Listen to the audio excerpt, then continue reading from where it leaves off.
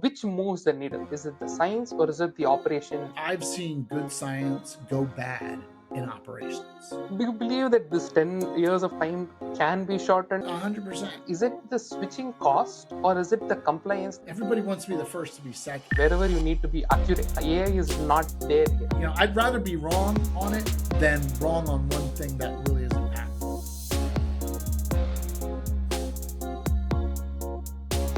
Superb. Okay, I want to start kind of what was Craig like as a kid? And what did you want to do and what did you want to become? What was I like as a kid? That's a great question. So I think to understand me as a kid, you have to understand I'm the youngest of a very large family. So I'm the youngest of 12 children. Um, so what that meant was I had to basically fight for everything, right? and and make sure that if I needed something, that I took care of it, and if laundry needed to get done, if I wanted to be fed, if any of those things had to happen, I had to take care of them. So that made me very, very independent as a kid. And my parents got divorced when I was young too, which also made me independent. So I was very independent as a child. I also moved a couple times as a child, which sort of helped me become more resilient around change and sort of adapting to my environment. Uh, but also, I loved history as a kid too. That was one of my favorite things was learning stories of the past and trying to learn from those stories. So I'd say as a kid, yeah, I also grew up at the beach in New Jersey. So I grew up at the Jersey Shore, and I have to tell you that was a blessing to be able to spend my summers on the beach in a beach town that swelled from 10,000 to 100,000 people, and having those experiences as a young kid. Those were all very impactful on me later on in life. So yeah, I think that's sort of who I was as a kid. Yeah. Why history, Greg? Why was history fascinating? It's funny. I was just good at it. And I like the stories. Like I could, if I heard something once, and I'm not talking about dates, like dates, anyone can memorize a date, but I was really trying to understand the context of why something happened. I always wanted to get beyond the thing, which again, later in life, helped me, in my job, my career. Is like, well, why exactly did this happen? What's the subtext of what's going on? I love stories, and I saw history as just a series of stories, and I was just naturally good at it. I could learn something once and then take. Now that wasn't the same in math, So I just, I just, I just loved history, and that has also transitioned me into loving, politics and political science and forms of government and stuff like that. So those are the things I love to read about. And I probably consume 2 books a month, and they're primarily either history or current science, current events and stuff like that. So that's sort of why I like it so much. What did you want to be though? What did you want to pursue? Is it something in history? Because you seem so Yeah, fascinated about yeah. Actually, I wanted to be an attorney when I was in high school. My oldest brother, who I looked up to a lot, which happens from time to time. I have an older brother, yeah, oldest brother. He was an attorney, and I was just fascinated by it. And I was like, well, I'm going to go to law school. I'm going to go to law school. And then you end up in college, and things just look a little different. And in fact, I started in my college career taking business classes and hating it. And saying to my father, I'm like, listen, I'm not going to study business. I'm going to study history. Oh, he was furious. He's like, you're never going to get a job. That's a terrible idea. I don't want to send you away to college and have you get a history degree. And I said, but I want to study what I love. And I'm here to learn how to learn and to learn lessons. And if I'm not going to go into a professional career like being an attorney or a doctor, and whatnot, I think I'll be okay. Now, I got very lucky about being okay with having a history degree. But I just, I wanted to study what I wanted to study. So I was almost, I would have, if I had buckled down, probably if I was a better student, quite frankly, uh, earlier in my career, I probably would have gone to law school. Um, but also, with finances and stuff like that. I was going to have to pay for that myself, 100%. I wasn't sure. Maybe I had sort of short term view again as a younger person. You don't always make the best choices, but all that being said, that choice led me to where I am today, and I wouldn't change anything about that journey. So it served me well. Was it anything that's you were anybody in your family in this line of work? Was something that's inspiring, or was it something that you are the first one? Well, my brother Joe was an attorney, which is the reason why I wanted to be an attorney. But no one in my family was really did anything with history or teaching. Now, on the technology, on the pharma side, my father was a physician, and my mother was a nurse, and my brother was a biochemist. And in fact, it was through him that I got a summer job at the what I call the world's first international CRO that led to my pharma development career. So that's how I end up, doing what I'm doing now.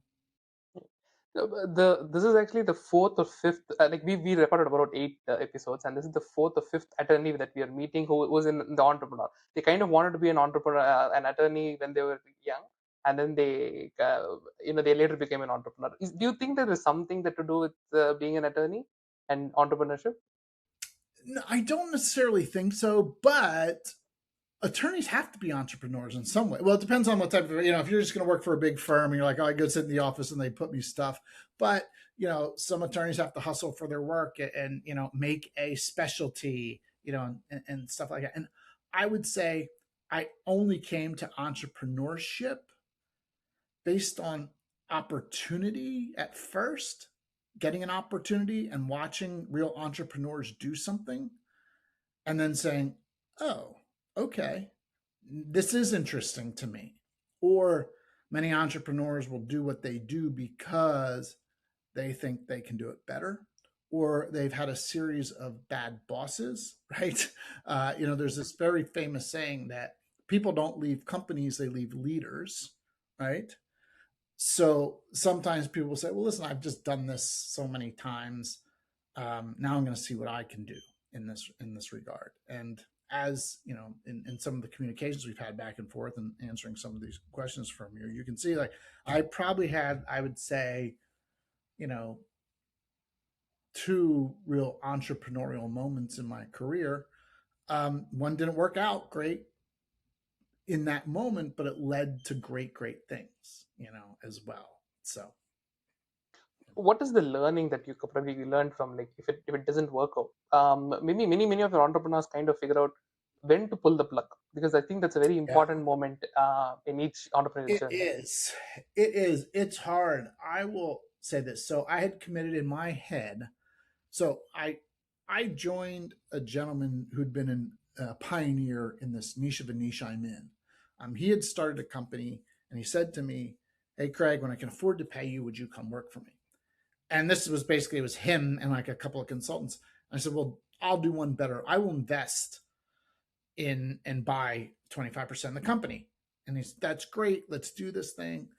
And in my head, I said, "Okay, I'm going to spend 12 months to see if this is viable and X dollars just to see if this is viable." Not saying that would be the pivot point for me to look and turn and say, "Okay, Craig, is this going to go anywhere? Is it not going to go anywhere? And this is a dollar amount that I'm willing to spend after discussing it with my wife. Say, this is what we're going to spend." And I spent 4 times as much time and 4 times as much money. Um, and the thing that made me decide, okay, this isn't going to work, was we in fact actually won a very big contract with a very large pharmaceutical company, but it showed that it was unsustainable in the way that the business was put together. And we're basically two gentlemen trying to self fund. And that was a really bad idea. And that was basically based on my business partner. His, he had control. He did not want to give up control, which I totally get. And this was a different time. This is 2008, so or 2010. So the world's in a bit of a different place there as it comes to VC, and angel investors and stuff like that. So it was a different time, and we're still coming out of the Great Recession, so not a great time to start a business. But the point at which I decided I couldn't do it any further was when I said, this doesn't look like it could be viable in the current construct. It's about looking out, it was like looking out 6, 12, 18 months and just following the natural path and saying, well, if we don't do these three things, this isn't going to work. And that's what I did. And it was a personal strain on me as well. So I decided, you know what, I think this is in the best interest of myself and the organization. And the organization eventually, it didn't go on too much longer, after that. But I think the challenge is when you're an entrepreneur, you have pride, and you might not see that it's not. I had to step back and take a detached view of what was going on and not a personal view, right? Because if, as an entrepreneur, if you see yourself as a personal failure, then you'll just keep digging that hole deeper. But if you can look at it objectively, that's much different. What do they say? If you're in a hole, stop digging. And it's sometimes hard to do. You got to objectively step back and say, and ask people for advice. Hey, is this going to work? Or is this not going to work? So that's how I came to that moment where I'm like, all right, this isn't going to be helpful. So you think that constructive feedback maybe at some point is that like because most of the entrepreneurs there is this sunken cost fallacy. Basically, like I've already Yes. put in so much, and maybe some more, and then you just keep going in. Yeah. So Yeah. I think some indicators maybe that you maybe have to listen to your feedback. Yeah, for sure. And this, what you call sunk cost is me saying digging the hole. Like I'm just going to keep going. Eventually I'm going to get to oil. Um, it is nearly impossible to be objective. Now, I will say this though: if you look at the greatest entrepreneurs who ever lived, they were just smarter than everybody else, and they saw things people didn't see. And that is very rare. So they could keep digging. They could keep saying, no, I know. Like, Thomas Edison, very famously said, no, I didn't fail 200 times. I figured out 200 times how not to do it. And I do think the magic is figuring that out. Are you that person that you just know something that no one else knows? Or are you, and I hate to say a run-of-the-mill entrepreneur, but you need that objective feedback. But, the world is filled with entrepreneurs who didn't listen to feedback and became very successful, and those that did listen to feedback and said, okay, this is a good idea, I should get out. So I wish that there was a golden rule, but I think maybe the rule is just talk to as many people as you can, And the rule also keeps changing because it's very fuzzy Yes. lines, and you don't know which is an indicator to push forward. Maybe you're just one step ahead, but Right. yeah. And you should talk to people in different business structures as well. If you just talk to an echo chamber, then they'll just, someone who doesn't really know your business, they ask the harder questions. And I had a friend who did not know my business, and he'd be like, wait, what? You did what? And that didn't work. And I was like, oh, this is a signal. I should probably be doing something else. And how many years were you there in the industry before you started this off? Maybe in 2010. How many years in industry? Yeah. So what happened is I'd gotten out of college. I worked for a very large CRO for 4 years.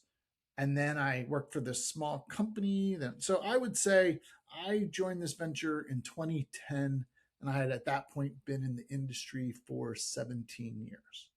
So I graduated college in '93. I'm aging myself now. Graduated in '93, started my first job in this industry, and then it was 2010 when I left. I always joke, yes, I left a very good paying, stable job, but I was turning 40, and it was like, well, if there's ever a moment, this is the moment, to do this. And I was irrationally optimistic. I did this because the gentleman had extraordinary success in a previous company that I worked for, and we worked closely together. And thought, oh, this guy has the magic. But it wasn't the same. 2010 was not the same as 1996. We'll just say that. So yeah, that's how long I've been. 17 years before I decided to strike out on my own. Okay. Yep. I want to get into like the big picture of it, and then maybe we can kind of dive deep into it. So about, I was just doing some research about average. It takes around 2.6 billion to kind of the budget that is being allocated for a drug, right? And it takes about 10 to 15 years for it from start to finish, Mhm. right? So this will be probably the overall of it, and about 70%, 75% of the time, most of the cost and time is kind of goes into the human trials part, into the entire process of it, and then there is about maybe 12% of these they get approved. Yeah. Maybe do you think the numbers are around the ballpark? Yeah, I'd say I think that the 2.6 billion feels a little bit high Okay, on, but that could be total cost, right? And not right, just, right. usually when you see these costs, they're like the cost to develop, but I would say it might even be less than 12% that end up. And there's probably 100 different places you go to find this. I guess the key message is it's very expensive. And which is why our drugs are expensive, because those drugs are now paying for all the studies that don't hit all the, I mean, the number of we people, the general public only knows about clinical trials that are successful because they have those medications to prove it. What they don't see is the nine it takes that fail for the one that gets through. So there's a tremendous, so maybe your dollar value includes, cost averaging those products that never make it, and the cost of developing those built into the cost of developing the one that is successful. Right, right, and overall average, just maybe a Yeah, blended cost of all of those yeah, things. Yeah, yeah. but what I want to kind of ask, with given this amount of odds, which moves the needle? Is it the science or is it the operation that the system is built? Well, what I can tell you is this: I've seen good science go bad in operations. Right? I've seen studies that have failed, have been, denied by regulators, and then come back, rerun the study, do a different analysis, and then they become successful. So I think that, um, primarily, I think it's a science. I think it is a science problem when a product doesn't fail, but I'm not sure if there's data out there that you could uncover to say how many compounds that are discarded by company A get picked up. Compounds get sold all the time. And is it like, well, we couldn't bring it to the finish line, so now we're going to sell it to someone who can bring it to the finish line? Or in real failures, when things actually fail, my perspective is it is on the science and not necessarily on the operations. But I do think there are operational failures. It's not a zero sum game, but I'd say the propensity of them that fail are because of the science, which is, I remind people all the time when I get into these discussions and they're upset about uncertainty. I said, this is called research. It's clinical research. We don't know if we know what the answer is, we wouldn't have to do these studies. But we don't know the answer, so we have to do this. And things behave different in a human than they behave in a petri dish, and they behave different in people with the disease than they do in healthy volunteers, and they behave differently in the elderly than they do in adolescents. So all of these things contribute to those types of failures. So I primarily think it's a science failure. So the 12% that kind of get approved are their science is solid. That the rest of Yeah, them is well, like, okay, solid enough to get approved, right? right. But we have seen studies. I've seen compounds that later, a couple of years, are like, oh wait, maybe we made a mistake here, or they come off the market. And I do think in the dustbin of history, to use a phrase, there are compounds that never got finished that probably still have good science behind them. Where I'm like, oh, this could have worked, or frankly, could have been a business decision. Like, listen, this compound's been around so long, it's getting to the end of its patent protection. We're just not going to spend the money to bring this forward, because then we won't be able to recap the spend on it. I'm sure there are compounds like that, and I'm sure there are compounds that fail because teams could not organize or execute the study or design the study in a way that proved the thesis. So yeah, I'm sure of that.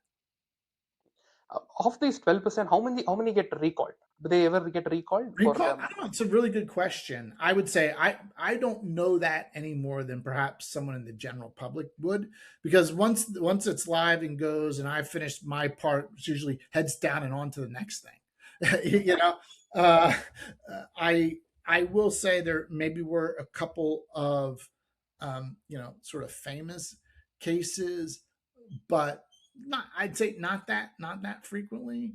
And then you get whole, drugs that were like blockbusters, like when the statins came out, they were like the biggest thing in the world, and now, like, yeah, now they're generic and get them for pennies on the on the capsule, and it's not important, exciting science anymore. They account for about 8 failures, roughly on an average. That they expect there's going to be 8 failures, and they kind of allocate a budget for it.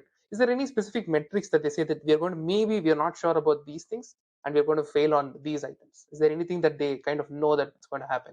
No, I don't think so. Okay. I've worked with some very, very smart people in my career. I was lucky to work at BMS for almost 8 years. And I was just, every day, I was blown away by the brilliance of the scientists and the work that they were doing. So it really depends on the organization, right? There's some more, just like any company, there are some organizations, and you're wondering, like, how did they possibly pull this off? And others are like, oh, they know, like, listen, here's a potential failure model. We think if it fails, it'll fail because of X, Y, and Z. And there's others that are like, we're not sure. We don't know. Do you know there are medications today that still say it is believed when they talk about the mechanism of action? Like most, like serotonin reuptake inhibitors, like I'm trying to think of the big one that came out, many, like in the 1990s. If you read it, it said it is believed it works because of X. I mean, there's still science that we don't know. There's medications we don't know exactly how they work. We just know that they do. So I'd say that's along the, sort of the the full spectrum, of why drugs fail or don't fail.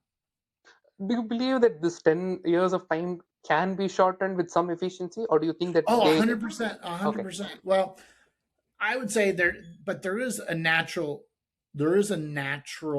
law on how long it takes for some medications to be studied because of the nature of the product, and getting patients. I think some of the big the things that make it difficult to shorten that is access to patients, right? Finding the right type of patient to participate in these clinical trials. Like, there are very few what I would call easy diseases left. You're not going to see a lot of clinical trials on headache medication, you know, but a lot of clinical trials on oncology. And that takes a while to see the effectiveness and whatnot. I think the types of diseases that are being attacked today are serious, long term, and you have to let this medication work for a certain period of time to see if that works. So it's like the natural treatment cycle. Now, on the operational side, it comes things like access to patient, right? How many patients am I going to be able to get who have this, problem, who have this disease? Can I get enough of them? And there are inefficiencies, but even between now and, when I first started in the late 90s, the amount of time I remember we did we called it our 100-day CTR. So we're going to do a clinical trial report in 100 days after the last. Now those clinical trial reports are almost delivered almost after the last patient leaves. They're very much so. We are even more and more efficient in what we do, and I think it'll only get more efficient. The problem is also, as we get more efficient, we seem to be putting on more regulations and more controls and whatnot, which sort of stifles that down. When I think about, in my career, my niche of niche, in 1997, 98, we could develop a system using basically a 100-page document, and that was basically it. Now that requires 4 documents, one that's 300 pages and the other 3 that are 50 or 60 pages, and the steps and the regulatory hurdles that we have to go through. So while the technology has gotten to the point where you could create these studies, again, in my very small niche, in 2 weeks, it's the operational rigor, it's the regulatory expectations. It's, every time you get inspected by a customer or a regulatory authority, you then build on more processes, and and more processes makes it harder to do. It's we can't get out of our own way. So I don't think we are getting more efficient. I don't think it's a science problem. I think it's a process problem.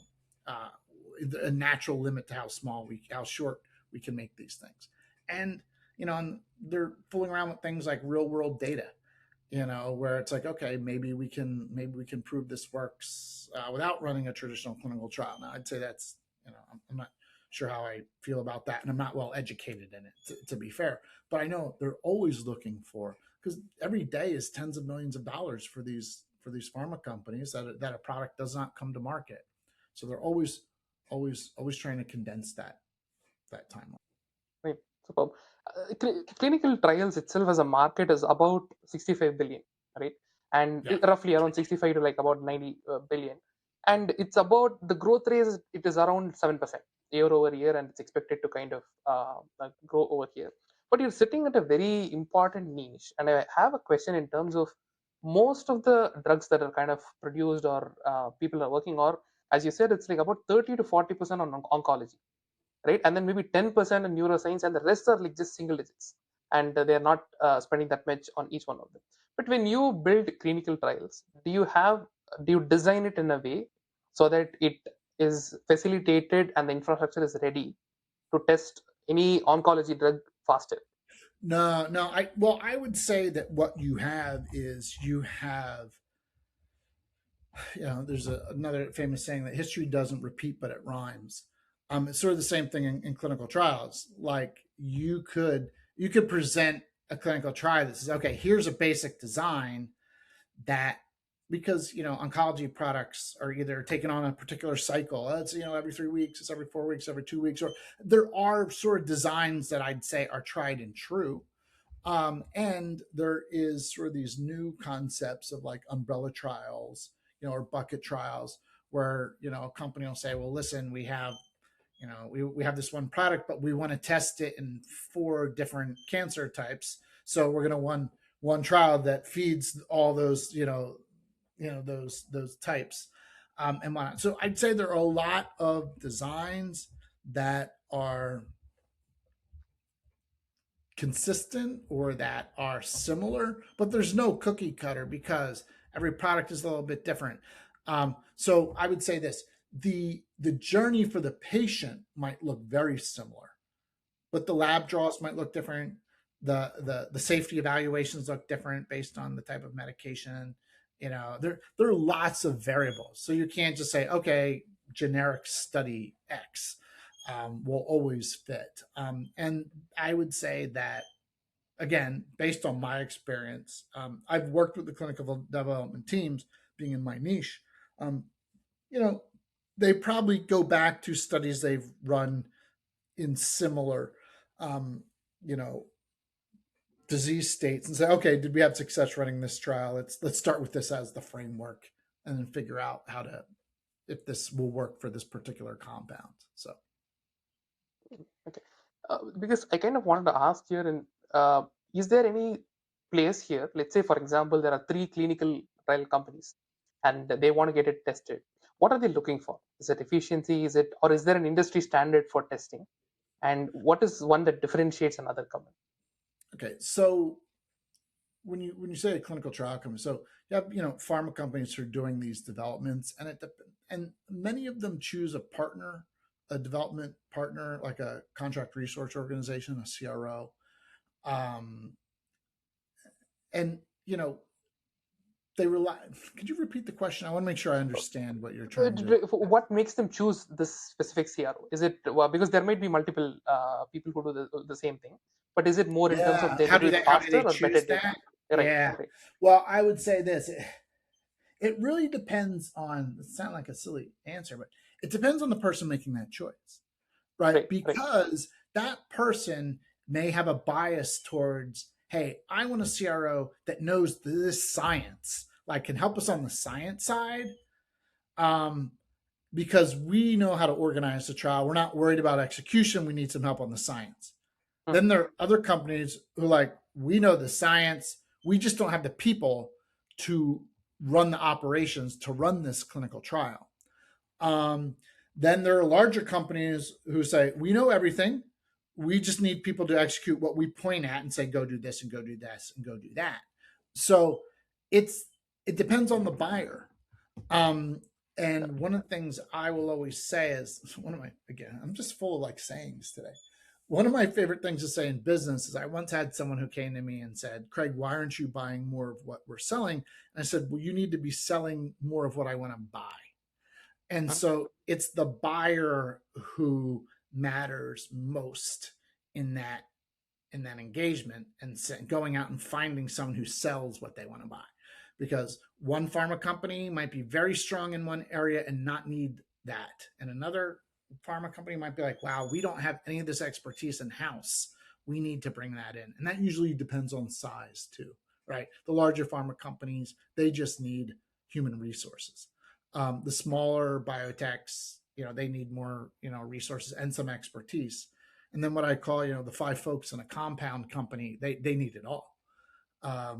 Because those very smart people probably are very smart about two or three things and not all the things it takes to run a clinical trial. Do you think somebody maybe entering the space, can they do it off the bat, or do they have to be in the industry and know the system, and that is when you can kind of do Yeah. this? Well, if you're talking about a CRO, it's a really hard business to get into. Like, the barriers to entry in clinical trials are high, because no one is, again, a very famous saying, no one gets fired by hiring IBM, right? Which means no one's going to, if you pick the large partners, you know, and if they fail, they're like, well, I picked the best. I picked the biggest ones. That's not a problem. There are also, CROs who have a niche. Like, hey, listen, if this is a study about this particular disease state, that's all we do. We only do hypertension. We're your hypertension CRO, because that's all they do. That's all they focus on. So there they can create a niche. Um, and I'd say the CRO business is constantly filled with M&A. Like, there's lots of like, hey, we have, this is where, and bigger companies get built by maybe pulling these niches together. You could have a CRO that just does data management, and they're like, hey, let's get together with this other CRO that just does this. So uh, high barrier to entry and a lot of M&A work when it comes to the CRO business. At least again, that's my perspective. Is there a specialization that you do in? To be a little bit more clear about what I do, so my area of expertise is patient randomization and drug supply management. So I'm an expert in the development of systems that randomize patients into treatment, literally determining which treatment a patient gets. And then through understanding the study design, making sure that the right drug gets to the right patient at the right time, in the right place, every single time without exception. So that's my area of expertise. And what I will say, a lot of people don't agree with this, is that as it relates to that technology, you can be disease agnostic. Meaning, I don't care if it's an oncology study or a hypertension study, the technology needs to work primarily the same way. Now, oncology is more complicated, and you have to be prepared for things in oncology that you don't have to be prepared in a study that has a regular schedule and a predictable schedule. Oncology can be very unpredictable, which means you have to have more flexibility. It will change. Every study is going to change now. So your systems, which I call IRT or RTSM, interactive response technology, or randomization trial supply management, those systems have to prepare for change.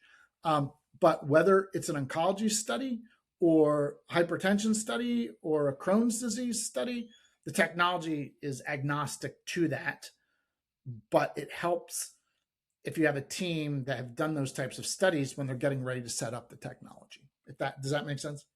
Yeah, it does, but I kind of wanted to ask, because when, let's say for example, they're doing the study, and they have a specific niche, most of the infrastructure, or like maybe the testing or the methods in which they do, they build on top of maybe history of maybe doing multiple testing, right? But if they maybe, let's say, have a focused set, maybe they're good at this, maybe they're good at this, because that is what I was thinking, that is how companies pick them, that they are good. But it looks like it's a more a collaborative space. Like they kind of, if the CRO is not maybe doing this, maybe we are going to go do Yeah, that, that's true. and then right. Yeah, there's some CROs that will sell you everything. And Right. they would love Right. that. They'd be like, hey, just drop your compound off and come back in a couple of years and we'll have it all taken care of for you. There are other, there are other pharma companies who say, no, no, we're going to get best in class for, like, for example, there are CROs that sell the service that I'm happen to be an expert at. There are CROs that have that, but there are also CROs that don't and would rather outsource that because it's such a special niche, an area of expertise. And the sponsor, again, it goes back to the buyer, right? If the buyer in the pharma company is particularly skilled at something, they're going to want to buy that piece perhaps separately because they see it as something that is so worthy of being managed individually versus saying, maybe a smaller company that says, listen, we can't manage all these vendors. We're just going to give everything to a large CRO and let them deal with it. So it depends on the buyer and the influence that the buyer has within their business about whether or not this is a combination of 7 companies or just one company who's helping the pharma. Now, it's never one company. The couple people tried. It's always a collaborative affair. In the late in the 90s, Corning bought up a bunch of these CROs, call it Corning Pharmaceutical Services. That became Covance. Very much like, we touch everything, we'll do everything you need, just drop it off, and but that never really took off. There is people, like, in some areas, people want to buy best in class and not part of a larger thing. And that's true too, even at the sub level, like clinical technology. There's some companies that just do IRT and RTSM and their RTSM, and there are other companies that do more e-clinical technology platform, where you can get 5 or 6 of those things in one platform. And depending on the buyer and the sophistication of the study, that'll decide who gets invited to the party. Got it. I want to talk a little bit in terms of the IRT sites, right? I want to talk about the evolution from where it came, right? From voice to web to cloud. Yep. When did you kind of get into the space Yeah, and get so those I'm kind of lucky because I got to see the whole thing. right? When I Okay. got in 96, 97, it was voice, right? It was touch tone, which was monotonous. Touch tone phones, and even around the world, there was some, where you had to give these people tone dialers because they didn't have touch tone in certain parts of the world. And then as I was, in the, I'd say, the early 2000s, starting to flirt with web a little bit, in 2010, and I worked for providers and I worked for a pharmaceutical company.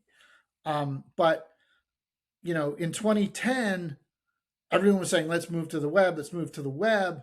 But there were still people who were like, oh, but can we have phone as a backup? So you had that sort of interregnum where people were like, well, let's have it as a backup. Let's have it as a backup. Let's have it. And you have to remember, what happens in America is not what happens everywhere else, right? But in many places, many parts of the world had much better web access than the United States has. People don't always understand that. There are parts of Europe that were way ahead of us as it relates to web access. And even when I got to BMS in 2014, there was still one company that was doing phone only for us. And to me, I'm like, I never want to see that again. And I'd say that's probably about the time that was like stopped being a thing, was around 2010, 2015, something like that, where it's like, all right, phone is not a thing. Now it's all web. And also when I was doing my thing in 2010, the word cloud was very dangerous. We had to be careful because, like, wait, what do you mean? These aren't servers that are in a server room in your basement? What do you mean? What is cloud computing? Oh, it freaked everybody out. And I'd have to go into this long, discussion about, well, we use a place that's considered a SCIF and, all this stuff. And it was a challenge in 2010 to get people to understand what cloud computing is. And now people don't think anything about it. They accept that all their data, is managed in a very particular way. Now it's just international challenges that become the problem. Where does my data live? Who has access to it? GDPR requirements, all that stuff. There's no HIPAA requirement or only GDPR, right? GDPR, global data protection requirements, Right, coming but out of it Europe. kind of has most of the, so cloud is kind of using GDPR, but does it also require HIPAA for you specifically? Yeah, you have to. Yes, you have to make sure that you're 100, absolutely 100%. And then you have China, saying that hey, their patients' data has to live in China. So or at least I would say do your research on China because it seems that it changed quite a bit, and I don't want to lead anybody astray, but there's a point at which it was like, oh no, if you're gonna have patients in China, their data has to stay, here and stuff like that. So but for the most part, the world is getting now cloud computing is even a second question. It's second nature. It's how we run our lives. But in 2010, that was a hard thing to convince people of. The reason I want to ask this because around 1990 to 2026, it was that is the entire timeline that it's taken to go from the phone to web to cloud to where we are with a little bit of AI induced in it. I want to ask: is it the switching cost or is it the compliance that takes pharma or healthcare anywhere the time it takes to do it? I would so first of all, to be fair, the first clinical trials on IVR ran in the early 1990s. I even have a paper. It was first tested even earlier than that. But I would say web and cloud that was fully in by the late 20 teens. So it's not like now it just got here in 2026. That being said, it's an adoption. Everybody wants to be the first to be second, right? Nobody wants to be the innovator when it comes to certain things, and they're like, well, we want to do the tried and true. There's always a certain number of companies that are willing to say, okay, yeah, we'll try this cloud computing thing as long as you have the proper safeguards and whatnot. There's always someone willing to try the new thing, but again, most people want to be the first to be second or third or fourth. They're like, well, let's see how this goes. And regulators don't always know the best way. I think they've gotten better recently, quite frankly. I think they're getting smarter about being more open to new ways of doing things, particularly from a technology perspective. We said that the R3 ICH just came out, and there's more of like, hey, you don't need to document everything, but document these key important things. When it comes to validation testing, and stuff like that. So I think regulators are moving forward, but we are not. It's so funny to see.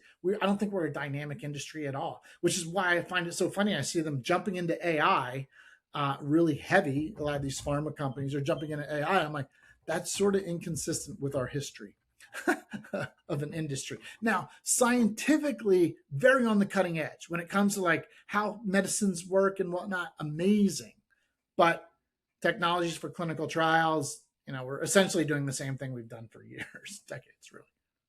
Why do you feel that it cannot disrupt, AI cannot disrupt, not necessarily disrupt, but why can it not add value to clinical practice? I think it can. I don't know that it can add clinical value yet. And I Okay. will tell you, even in my private life and my business life, I use AI, and I'll get responses. I'm like, well, that's not true. That's inaccurate. Or you're there. And again, these pharma companies are using models that are probably much more sophisticated than the models that I have. But I like to say this too: an AI agent or bot will never have been in a formal inspection with an inspector from the MHRA or the FDA. You cannot replace that human understanding from my perspective. Someone out there is going to see this and say I'm ridiculous and silly. But I just know there are things like you see in oh, geez, that makes me sound old. You see in the news often things like this law firm produced briefs that were thrown out because they were generated by AI and they were incorrect. To me, I think the first step of AI is business enablement, right? Things like looking at your data, things like, hey, help me send out invoices faster, things like, let me make sure that everyone gets the same information. To me, that's baseline. And until you get that correct, putting AI on a bad company is just going to have a bad company with AI, right? So it's not going to magically transform companies to being successful. It will possibly highlight their flaws, to be fair, but I don't think it's a slam dunk. I'm cautious about it, only because what I'm seeing happen. Because most of the data kind of shows that, be it in terms of legal, finance, or healthcare, wherever you need to be accurate, AI is not there yet. Maybe No. 5 years down the line it might be there. Maybe IT is the only industry it's disrupting right now, or any Yeah. kind of other work. But in terms of knowledge work that needs high accuracy, and I don't think AI is replacing or adding any other value Yeah. And there. again, someone's going to see this and think we're both being silly about it, but I'd rather be wrong on it than wrong on one thing that really is impactful. You know, I have a bright line when it comes to anything that's GXP. I don't want AI in any GXP activity, because if it's a chance that some human could get hurt because of that, I think that's just a bit of a challenge for me. And in terms of the systems, let's say for example IRT, EDC, or CTMs, and all of that, is it true that they're still siloed, and there is not that much of communication Well, between them? I would say this. My perspective on that is you can buy siloed systems, and I often promote siloed systems for certain situations where, I talked earlier about a platform, where a platform that has all those things in them might it was basically built from one of those, and then other things added on, which means those other things probably aren't as good as the crown jewel, and they might not be able to do the sophisticated things as part of a platform that each of those things individually can do at a different vendor, right? But if your study design doesn't require those things, then a platform makes sense. So I would say it depends on the study. It depends on what parts of the platform you're choosing, whether or not you should be going to, five vendors who do those five things extraordinarily well, or one vendor who does all of them pretty good. It depends. And again, people will see this and argue, oh, ours is the best. But even some of these people that say they're giving you a platform, it's not really a platform. It's really just data sharing, the same way that a standalone provider would be sharing data with them. And I think the fact that people use that in 2026 to say integrations are hard is heartbreaking. Like, integration should not be hard. I have access to all my data anywhere in the world at any given time. It flows easy between my bank and my finance software. The idea that that companies can't share data easily, I think, is a problem. But do you think that we are going towards that? Maybe that to enable it better, or do It's you think it definitely, should? the tools are there to use it, But they're but not some doing it. just don't. They're not doing it particularly Okay. well. Okay. The technology is available. That's why I made the point to say, hey, in my private life, I don't have any problem moving that data around. But for some reason, in these environments, again, someone's going to see this like, well, that's not true. We do it really, really well. I can tell you, 30 years in this business, I can see that it's still a problem. And sometimes that problem is because of choices a sponsor makes, right? About how much data to share and how much to send. They can overwhelm a system that should not be. People overshare between systems from my perspective, and that leads to some of those problems about complications and what is the system of record and what data is back compatible. People make it more complicated than it needs to be. I prefer a simple approach. For this specific IRT, they a total budget about there's about only 2 to 3% of the budget that's allocated maybe for IRT. Are you Right? kidding me?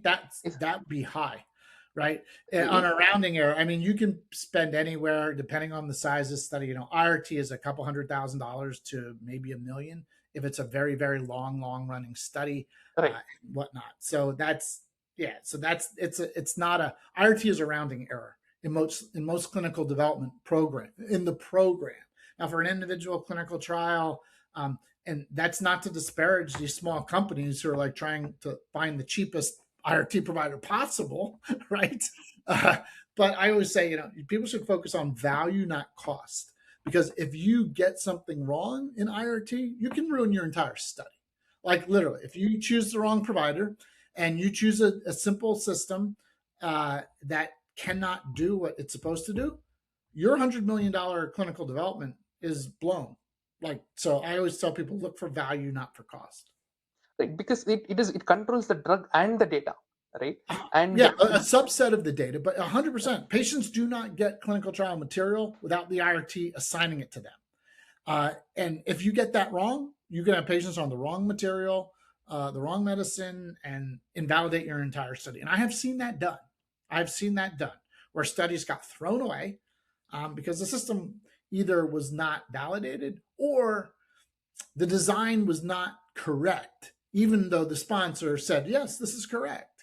So IRT, the thing about IRT for me is that it gets undervalued from my perspective. And of course, I'm going to say that. That's what I've dedicated my career to. It gets undervalued. I don't think people pay enough attention to it, and they don't, and they just say, sure, yeah, I'm sure. They assume it'll be correct. Now, we've got a really good track record, but if you get that wrong, you could really ruin your entire clinical trial. Agreed. That is why I wanted to ask is if you feel that it's underinvested, right? And if you and they need to maybe spend more on quality, what was the difference in quality? Like, what is Well, something that they will get? Yeah, I don't think it's underinvest. What I should say is it's commoditized, right? commoditized. Okay. It seemed like, oh, it's no big deal. It's like buying a couple of pens. I'll just buy an IRT. It's no big deal. What really it comes down to is execution and validation, and making sure that the product will do what you say you're going to do. And at the lower end of the market, what I mean by it, smaller sponsors, it's about having an IRT provider who will give you good advice, like who says, don't do this or do this. Or in some of these smaller companies, the IRT provider, the project manager on the IRT side has probably done considerably more clinical trials than a clinical development person on the pharma side, because they get with a compound for 5 years, or they're only running one study for a couple of years because they're focused on it. These IRT providers, their project managers see hundreds of studies, and they can help guide, like, hey, listen, I've seen your type of study before, this could be a problem, or in your design you might want to consider doing X, Y, or Z. How much of time goes into that part, where in terms of just Well, it depends. It's funny. It's one of those, like what I call the part where it's about developing the specifications are a shared responsibility, right? It's about the vendor understanding what the requirements of the protocol are, but then the sponsor responding to the vendor's questions about, okay, based on your design, there are always things that are not in the protocol that are what I call operational aspects that the sponsor needs to decide. And if they don't decide them, they don't get built. If they take, well, we need to go away and think about this for a week. Okay, well, then it's going to take a week before anything else can happen, because they have to decide on this. So when it comes to the design of the system, it's absolutely a shared responsibility. the reason is because I want to ask about, you said everyone hates IRT URS, right? That's basically user requirement. Yes. Why Yeah. so? And why is it so important that you need to maybe spend more time on this one? Yeah. The reason everyone hates it is because they're so long, right? Hmm. They can be up to like 300 pages.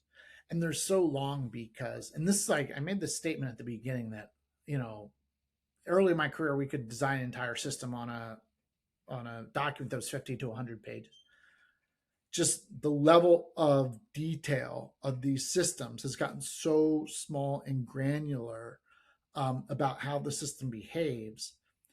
And what people have done, and you're referring to an article I wrote, what people have done is they've tried to cram every single thing into this document. And the document is meant to, the document is meant to guide how the system's going to be used, but it's really turned into a software design document. It's basically a schematic, and it starts the language of English gets lost, and now it becomes a technical document, and so that means people's eyes glaze over and they don't pay attention to it because like I don't know what this is trying. This is so complicated, and in it are things that are more variables that can be moved at any moment that don't belong in a design document. They belong in an operational document. So, and I think that we've just, whenever there's a problem, whenever there's an inspection and something comes up, the answer is inevitably to add another step to something. So we're just at the natural conclusion of a 30-year arc in this industry, 40-year arc in this industry, where people just keep adding and adding and adding and adding and adding and adding, and now you have a 300-page document, and everybody hates it. Do you feel that the URS should maybe just be a generic idea of the direction that it's headed towards, and maybe find out the specifics later? Yeah, well, no, it needs to. So these are regulatory requirements. Like you have to have a design document that says this is what the system will do. The problem is, I think today's URSs go too deep beyond what the system will do and into how every single button click will behave. I give you a perfect example. Things like how much drug do you ship when a site gets initially deployed? Well, that shouldn't be in a specification. That's a variable. What you should make sure that works is whatever that number is, that works when you say it. The system should, it should be more about the system has the capability to ship drug when to a site, not the exact amount of drug or what those parameters look like. That can be those are operational decisions, not technical design. I think there's a difference between design and operations, and I think that's why they've been combined into this one terrible document. If you were to like maybe change, let's say, the design and operations part, if you were to redesign it, how would you do it? And in for example, without, maybe for a general audience, and not specifically maybe for oncology or any other specific ones, just maybe in a general scale, where do you think there is? Yeah, well, I would start by, and I have done this for companies where I would start looking at the URS and saying, what is everything in here that does not change for every single study, regardless of the design? And that I would just remove straight out, right? So I would only focus on the things that say what make this study specific. Where are the specific drugs given? What are the dates? What's the schedule? I would focus more on the patient um, journey and less on the things like, oh, well, these are the reports, or these are the notifications that people get. The URI should be more of, okay, what's the design of a notification? And then the operation side is, okay, who gets that? That to me, that's a click. That's okay, send it to these people. That to me is different. So I think of it more of as a design. The URI should be a design document. This is how the system will be designed to behave. And but again, this is me talking at 30,000 foot view.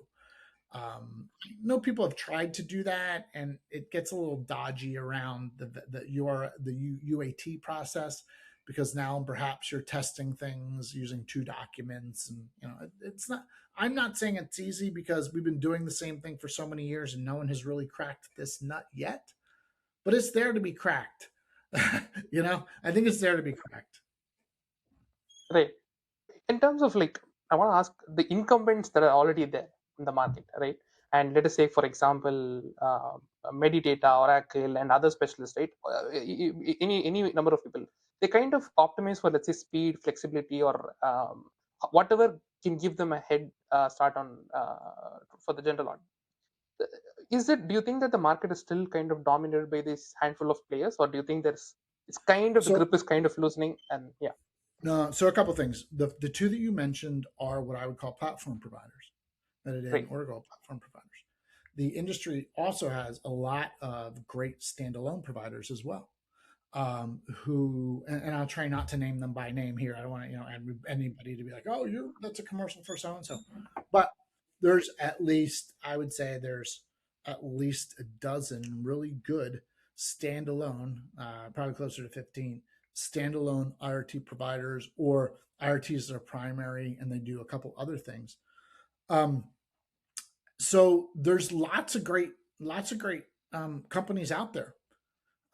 It's all a nuance of, do you get the right team? Do they have, if you do they have skill in, if you're running a certain type of study that no one's run before, or is unusual, can they run that? I would say though, and there's sort of like these epics, or their periods. So you had the companies that were born in the 1990s, right? And then those are things like Clinphone and ICTI, which then became Perceptive and Almac. You have companies that were born in the early 2000s, mid 2000s, like you know Endpoint, and Y Prime and stuff like that. And then you have like the 4Gs, who came a little bit later, and Savota that came a little bit later. And then you have newer companies that have been born in the last 3 or 4 years, like Choreo and Atrio, and they all have a different They all came up in different epochs, and they have all flexed to try to stay relevant, and they all have, um, you know, I would say differentiation. They will all tell you that they each have a differentiator, but it's really hard to differentiate. And in this space, because I think we're getting to the end of feature expansion, right? I think most 80% of them, they could all do 80% of the exact same thing. It's about how well they do it, and what their what their new what their new approach might look like if they pivoted, right? The companies that were founded 40 years or 30 years ago aren't doing it the same way that they did it then. They're doing it new ways and improved ways and better ways. So I sometimes think that the industry is ripe for consolidation from time to time. I'm not sure we're going to have the same number. If someone came to me and said, "Hey, I would think I want to start an IRT company," I might be like, "Oh, do you really want to do that?" Like, it feels a little bit like it's a bit flooded out there, particularly now, since the new entrants are starting to get traction and showing good success in in that in that area. But I don't know. I'm not sure if I answered your question even No, I straight. think no, no, I got the gist of it, because I think most of them, even though they are, because let's say, for example, if we were to take a factor of creativity, let us say, how different are you doing maybe a clinical testing, or maybe how unique you're maybe giving a new benchmark to the world on how you're testing. I don't think there is that much in terms of that differentiates companies. Maybe they are most in terms of, I can do this a little bit more faster. I Right. can Yeah. give you Yeah. maybe a little bit Yeah. better data. The Yeah. delta is very small. I don't think it Yes. is that I, big a I differential. agree. I Right. agree. They will, if they heard, when they hear that, they'll be like, "Oh, that's not true. We're better." True. They all think they're better than everybody else, right? And I Right. can say that because I've spoken to them all. And here's the thing, though: they're all run by very smart people, and they're very good companies. I would choose any of them, quite frankly. I think that where differentiation comes sometimes is just with the team that you have. It's like, okay, yeah, you can work for the best company and get a bad team and have a bad experience, and you can work for a company that may not have a great reputation and have a great team. That's why, to me, I always prefer team over technology. Because at some point, I think most of the technology is the same, or same enough, as it were. You know. Right. I think there is nobody maybe better in terms of understanding. That's like 3 decades of understanding this space. And then you recently also in 2025 you won the award of the industry's lifetime achievement award. Yeah. Can you just talk about that a little bit, please? Yeah. Well, first Yeah. of all, the thing that made me proud about it wasn't that I was being recognized, but more that it meant I contributed to something I believe in so much. Like, I love IRT, and I could talk about it for days. And I think that it is really important. I think it's undervalued.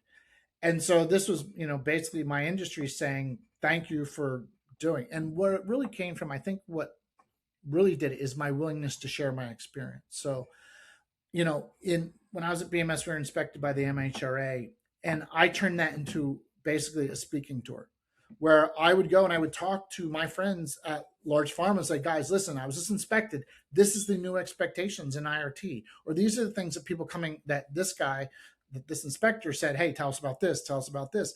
It gave me an opportunity to begin to share more, and I always shared. I was happy to talk to people, but I became evangelized by it. Like, I wanted to tell people about why we were failing as an industry, or why we weren't quite meeting what the expectations were. And I would talk to anybody about it, and I would speak at every conference I could. And when they were reading the nominations, that's what sort of came through. It was like, Craig speaks for us in a way to try to help us as an industry to move forward, and not just for his individual company that he happened to be working for at the time. And that was really impactful to me. That's what I wanted to do with my career, was to have a career where people could say, "Oh, I learned this because Craig went through this, and he wanted to share it as much as possible." You're also a very niche player here compared to others in the market. You're a very niche spot in terms of being the vendor and sponsor. How did you find this uniqueness here? Well, I was lucky in my career, right? Because first of all, I was a CRA, so I got to go to sites and see what CRAs. I was a CRA, reviewing charts and doing all that fun stuff. And then, I learned IRTs. So, and the first people when I joined ICTI that I hired were also clinical people, right? Because IRT wasn't really a thing. I was like, who ever heard of IVRS? At that point, it's got IVRS. And so I hired people that had clinical operation experience. That was really impactful. And then I went to Fisher where they were developing their system, and I got to learn packaging, labeling, logistics. Like I got to be in those packaging rooms. And so then I'm like, oh, okay, now I see. Now I see what I do in IRT ends up in this room. And then I'm out at the warehouse watching them do the pick and the pack. I'm like, okay, when I send an order, this is what's happening. So it gave me that full, like, oh, this is how this whole thing works. And then I'm a little bit of an entrepreneur where I'm working, building a company to do it. I'm like, okay, now I see it this way. And then I get the chance to work at BMS. And now I see it from the sponsor side. And I said, okay, now I understand why they were asking me when I was on the vendor to do it certain ways. Now I see what their challenges are. Okay. And now I can help those IRT vendors understand that better. Now that I'm again out of working for the sponsor and I worked for a couple of providers again to see how they did it.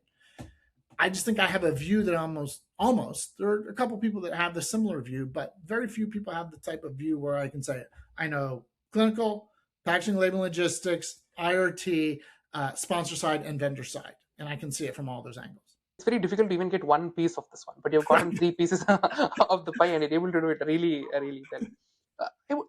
Would you say that maybe you are the brand because your expertise is the brand? I am, which was a challenge when I was trying to come up with the name of my consulting company. I wanted it to be what I did. I thought it's kind of obnoxious to be like Craig Mooney Consulting, and I know lots of people do that, but I wanted and so it's called IRT Advisors Group because I wanted to be very specific about what I'm talking about here, right? I didn't want there to be any guessing, like, well, what's this guy do? But you're right. My brand is, and my challenge, if I can be so bold as to say, Sri, my challenge has been reaching when it comes to these large companies. And, I was given that award. Most of those people would love to sit down with a conversation with me, but they don't need the help that a small or mid-sized biotech needs from me. Who doesn't know me, right? Who doesn't have somebody who has my understanding or skill in their building, but doesn't know that I'm out here doing this business, this consulting business. That's been a bit of a challenge for me, if I'm being honest and frank, which I will always be honest. I like telling people where I struggle. That way, maybe it helps them. But it's trying to find, because I know there's a mid-sized biotech. If they had me, I could save them more money than they would spend on a consultant like me. But because IRT has been commoditized, people are like, oh, it's just another thing we need to get. We don't need anybody to help us on this. And then it can turn into frankly, a big disaster. I think it's more important maybe that you need to probably go to a person who understands the entire cycle of the system rather than just the portion of just the IRT of it. Right? And I want to understand, what is the next thing that is coming into this industry? Maybe we are in cloud, in AI. Is there anything else that is probably going to come? I will say this, I do not want to be a cliche and say AI, but I'm going to be a cliche and say it is AI, because there are already providers who are fooling around with AI in product, but mostly around bringing out data or intelligence. Things like a chat bot that says, hey, how many shipments did I do to India last month? How many of my studies that I'm running have met their enrollment goals? Those are sort of low level risk information. Now, the information has to be correct, but it's not the same as AI in product determining what patient gets what treatment. I think AI in product, that's a bridge too far for me right now. I think right now in the IRT space, you're seeing people use AI for operational efficiency, making their things work better. There are even people saying, oh, we can get a study live even more quickly, which to me is like, well, it doesn't matter. Like, we've already reached the level of speed that I think is required. Other people will argue against that, but it's about changing a study is way more important than getting one started, because they change all the time, and that flexibility. But I think it's AI. Again, it sounds cliche. I just think it happens to be true. And I'm a contrarian. Like when everybody was doing the direct to patient, I said, this is not going to be a thing that's going to change our industry forever, that everyone said it was coming out of COVID. So I don't, in fact, it bothers me that I'm saying AI because I usually go against what everyone else seems to think. If there is just one thing that you would change about the way the industry is today, what would that be? One thing I would change where the industry is today. I again, I'm going to go back to being a bit selfish about my niche. Is I wish people took IRT more seriously and did not. One of the phrases I like, people. I don't want people to moonlight in IRT. You should not give the keys to IRT to someone who doesn't really understand how it works or what it does. And just having worked on a study that had it doesn't make you qualified to do that. And that's the thing. I go to these IRT conferences. I speak. I'm speaking again this year, and I look across the room, and I'm like, you know, who the people that need this are not in this room. And I wish that those people, clinical operations, supply people know it very well because we're partnered with them. But I wish there were more clinical operations folks who could get exposed to a lower level of IRT understanding and decide it's too important for them to do it on the side. Greg, it was wonderful. I don't think I have anything else for you. Thanks a lot for joining in today. Yeah, this is completely because I don't think there is anybody who could probably sit at this trifactor where they can speak about all these three at the same time. So, of course, yep. Thank you. Thanks a lot for joining in. Yeah, Yeah, and thank you for having me. I really appreciated it. I hope this was insightful for you and hopefully for somebody else as well.